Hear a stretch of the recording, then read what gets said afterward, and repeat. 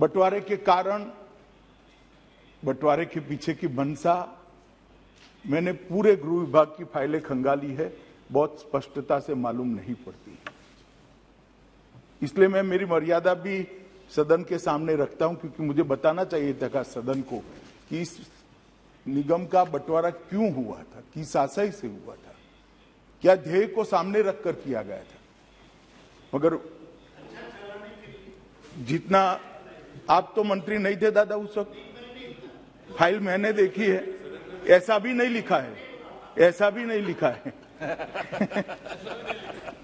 माननीय अध्यक्ष जी, लेजिस्लेटर की मंशा जाने बगैर में आज ये 10 साल के 12 से 22 का अनुभव जो हमारे सामने आया है, इसका एनालिसिस कर उसका बारीक विश्लेषण और तथ्य जो सामने आए हैं, इसके कारण इस सरकार निर्णय पर पहुंची है कि फिर से एक बार ये तीनों निगमों को एक कर पूर्ववत स्थिति की जाए।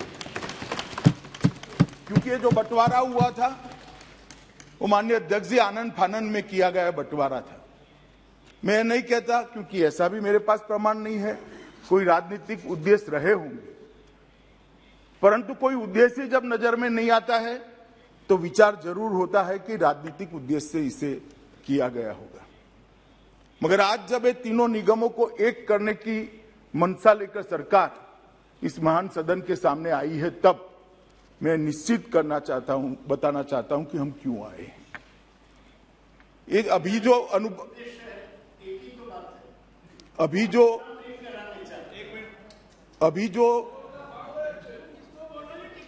जो तीनों निगमों के 10 साल चलने के बाद चीजें सामने आई हैं, वो ये है कि तीनों निगमों के बीच में नीतियों के बारे में एकरूपता नहीं है। एक ही शहर के 3 हिस्सों में अलग अलग नीतियों से निगम चलते हैं, क्योंकि नीतियों की चलाने की, निर्धारित करने की शक्ति हर एक निगम में निहित है। हर निगम के बोर्ड को अधिकार है कि वो अपने चलाने की नीतियों को तय करे। कार्मिकों की सेवा की शर्तों में और स्थितियों में भी एक रूपता नहीं रही है। ये एनोमली के कारण ढेर सारा असंतोष कार्मिकों के बीच में भी नजर में आया है, और संसाधनों और दायित्वों का जब निगमों को बांटा गया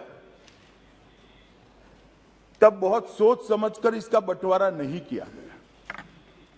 3 निगम में से एक निगम तो हमेशा सरप्लस रहेगा उनकी इनकम की दृष्टि से, और बाकी 2 निगमों की लायबिलिटी ज्यादा होगी मगर इनकम कम होगी। तो निगमों को बांटते वक्त भी संसाधन की प्राप्ति और संसाधन के खर्च के बीच के संतुलन की व्यवस्था उस वक्त देखी नहीं गई है। इसके कारण ढेर सारी ऐसी परिस्थितियां खड़ी होती है कि जो लोग चुनकर आते हैं उनको निगम चलाने में बड़ी तकलीफ होती है। और मैं निश्चित रूप से कहना चाहता हूं, जिम्मेदारी के साथ भी कहना चाहता हूं, क्योंकि मुझे मालूम है विपक्ष के मेरे मित्र इस पर सवाल भी उठाएंगे, मुझे पूछेंगे भी, बाद में मुझे जवाब भी देना है, मगर निश्चित रूप से जिम्मेदारी के साथ कहना चाहता हूं कि दिल्ली सरकार यहां पर स्टेप मदर एटीट्यूड के साथ ये नगर निगमों के साथ व्यवहार कर रही है। एक सौतेली मां जैसा व्यवहार हो रहा है, और इसके कारण ये सारे नगर निगम अपनी ड्यूटियों का, अपने दायित्वों का निर्वहन करने के लिए अपने आप को पर्याप्त संसाधनों से लैस नहीं पा रहे।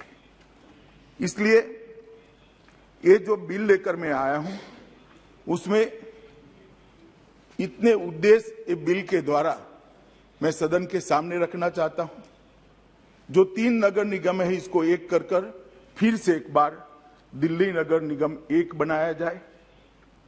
संसाधन और सहकारितावादी और सामरिक योजना के दृष्टि से एक ही निगम पूरे दिल्ली की सभी सिविक सेवाओं का ध्यान रखेगा तो ये उचित होगा। नगर निगम की सेवाओं को और दक्षता के साथ चलाया जाए और पारदर्शिता के साथ चलाया जाए, इस प्रकार के इसके लिए भी कुछ अमेंडमेंट्स इस बिल के अंदर है। दिल्ली के पार्षदों की संख्या को भी 272 से कम कर ज्यादा से ज्यादा 250 तक सीमित करने का भी इसमें प्रस्ताव है।